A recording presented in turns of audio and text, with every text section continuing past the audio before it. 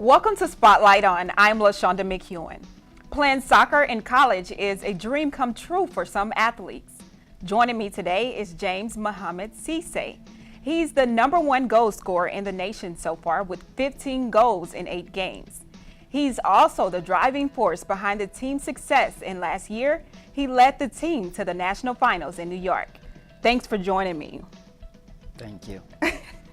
So how old were you when you first started playing soccer? I was like 5 years old, and my entire family is a soccer fan. From my dad, my mom, they're my main and biggest motivation because growing up and saw your parents being involved in and have passion for soccer is something like I already started thinking about. Say that's what I want to be because of the motivation from my parents. But once I started as a kid, I wasn't having the support that I needed. In another way that my dad always stressed on me being going to school, said education is more important. And then once I noticed that I can able to go to school and play soccer at the same time, I kind of stick to my aims and ambition, try to achieve my dreams, which is play soccer for the rest of my life. Okay. So where are you from? Well, I'm from Sierra Leone, West Africa. Okay. And how long have you been here so far? I've been here, this year is gonna make maybe 9 years. Mm-hmm. So I've been moving from like state to state because the reason why I moved, because when I came here recently to the United States, I was in California with my aunt, and then I decided to move to New Jersey because of I don't like California system. I'm that type of friendly person who like to be around friends a lot because my whole life back home I've been around friends in the same soccer team, play soccer together, go to school. So moving to California and just being by myself, I have no friends, I kind of think about moving to New Jersey where some of my childhood friends was like close to like New York, Maryland, which is closer to New Jersey. Okay. So tell me, how did it feel last year? I know you guys made it to the finals. How did it feel to play in the game? Well, those are moments where you will never forget, you will always want to be part of because it's something like, as I said, it's a memorable thing that it makes you feel happy when you win the championship. And for us, they didn't win the championship. I always have a flashback, said we were so close to being a championship, but in life sometimes it happens the way you predict, the way you think. Stuff doesn't happen like that, but as I say, everything in life you do, you learn from your mistakes, from your past. It makes you be a better person, and how you able to work towards that process to achieve another thing else rather than not having the championship last year. So what happened? What happened in that game to make you guys not win and bring home the championship title? We were rooting for you guys. You know that, right? Definitely, I don't know that. So in a game sometimes you play against some teams that you know you're way better than them. You have the chance to win. You are the favorite to win. And so that's why soccer is the most funnest thing in the world because the way people outside think it's going to happen, it will not happen like that because we was the better team and we was the favorite to win the championship. But towards team chemistry, being a good leader on the field, doesn't help us win because we haven't already in our mind that we was better than them. So basically we were lack of trying more and give out more to be successful because we already having in our instinct that we are the better team to win. But game plan is something that when the coaches have their game plan, you stick to it, it's going to help you in a good way that you're going to win. Our coaches have a game plan for us that we didn't stick to it full 90 minutes. That's why we fall short. That's why we didn't win. Yeah. So the obstacles you faced last year, do you think those will be the same obstacles you face this year? Definitely it's not because this year is different than last year.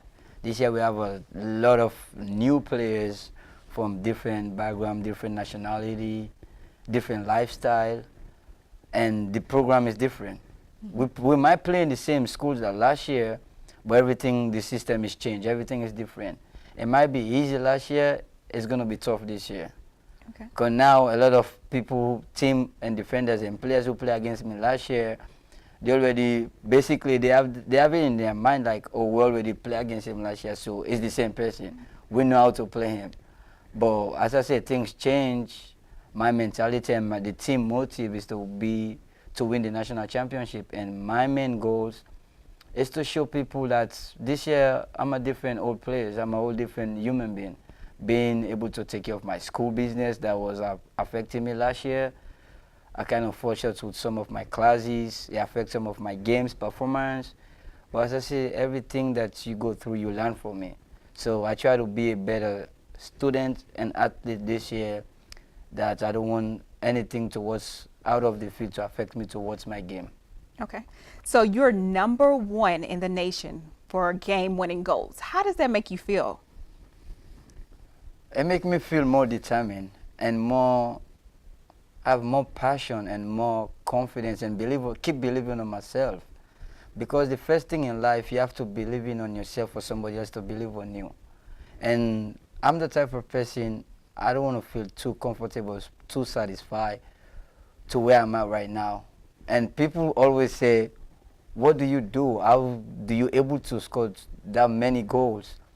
Scoring goals is my job. As a forward, it's just like the mailman will never forget to go and deliver the mails. That's his job. So as a forward, that's my own job.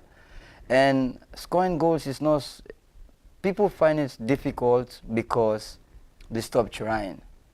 They stop doing the things, the little things for them to be there on that moment to score goals. They stop doing it. And for me, I never stop. I never stop running. I never stop trying. Even if I fail, it doesn't make the ending of what I'm trying to do, what I'm trying to achieve. The more I keep pushing myself, believing on myself that I'm going to achieve a particular goal, I know I can get there. That's why I keep working out every day, keep learning new stuff every day, and try to think positive and try to take some of my past mistakes and try to make them great and make me be a better person right this year. So what are some of your rituals that you probably do before the game? What are some of your little things you have to do before a game? I only do one thing. What is that? Before and after game, which is pray to God. Oh, that is so good. Because He's the only thing that I depend on.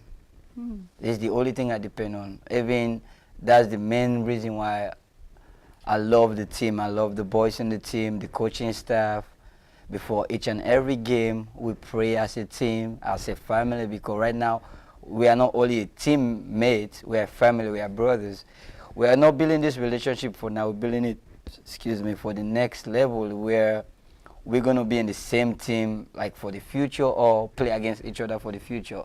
So that memorable moment we have to share along the way. So I only pray to God, I always pray to God before game and after game because He's the only one I depend on.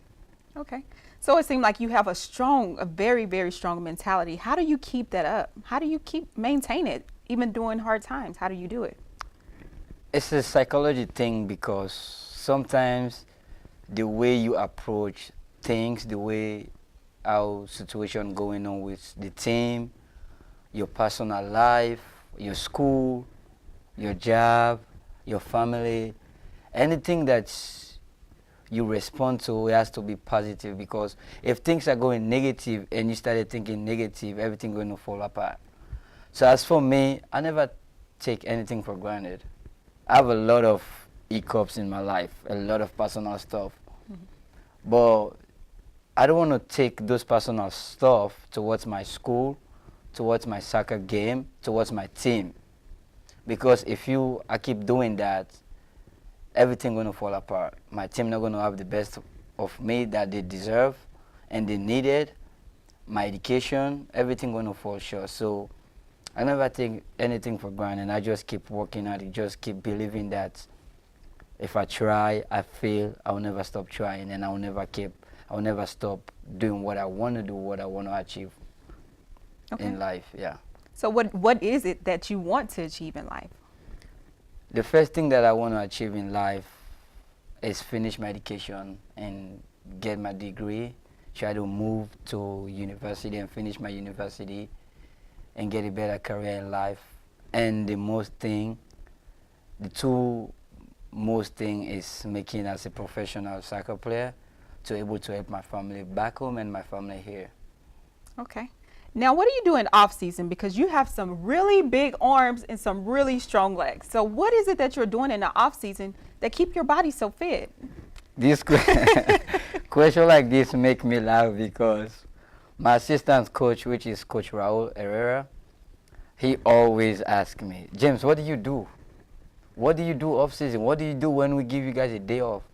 I said, me as a player, as a soccer player, as what I believe on, I don't have a day off. I don't need a day off because everybody body temperature and body structure is different.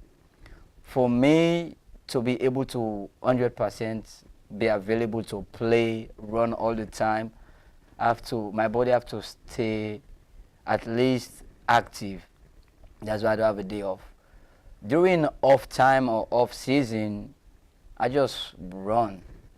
Even when I go to the gym, I don't lift weight like people do all the time.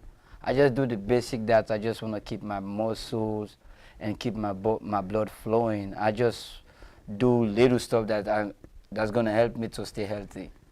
Okay. And that was one thing your coach did say about you. You run the whole game, like you never get tired. That's what he said. And you really motivated me. I'm glad that you came here today. So it's a big thanks to James. Thank you for joining us today. And if you would like to support the soccer team, Richland will be playing the game on Friday, September the 28th at 7 p.m. or Sunday, September 30th at 12 p.m. Both games will be held at Richland Soccer Stadium, Field 10. And for Spotlight On, I'm LaShanda McEwen. Thanks for joining us.